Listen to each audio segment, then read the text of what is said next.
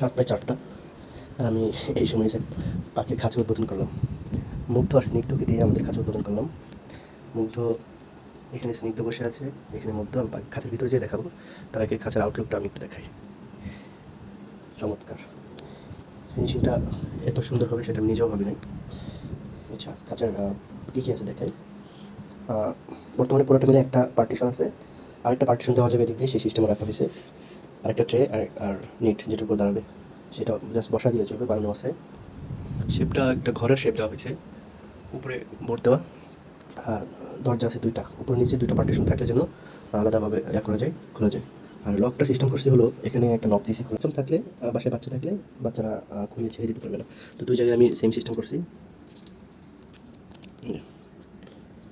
ঠিক আছে, এখন যদি একটা বাচ্চা খুলেও ফেলে তারপরে কিন্তু আর খুলবে না, এখানে আটকে যাবে। এই সিস্টেমটা আমার খুব ভালো লাগছে আমার কাছে। আচ্ছা, এখন এটা হচ্ছে নিচের পার্ট। নিচের পার্টে যেহেতু পুরোটা মিলে একটা করছি, তাই নিচের পার্টে আমি খাবার দিছি, খাবার পানি। আর ট্রের উপরে একটা পেপার দিয়ে দিলাম যেন সহজে ক্লিন করতে পারি।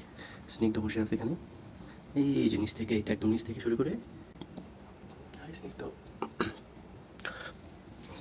উপরের পার্টে চলে যাই, নিচের পার্ট লক করে দিলাম। উপরের পার্টে এটাও খুলে ফেলি। মুগ্ধ, স্নিগ্ধ, এই যে এখানে পাখি বাসা দিছি, কালকে দিব। মধ্য বসে আছে এই